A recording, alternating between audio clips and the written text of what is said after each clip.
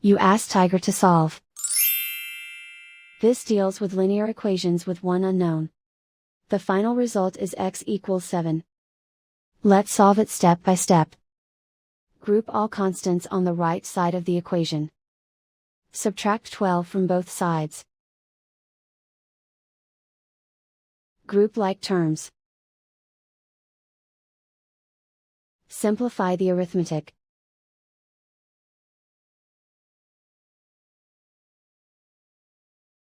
Isolate the x.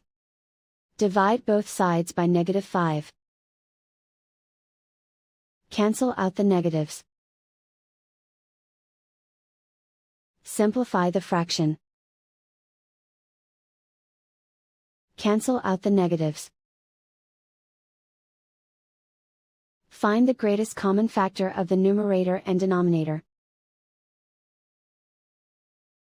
Factor out and cancel the greatest common factor.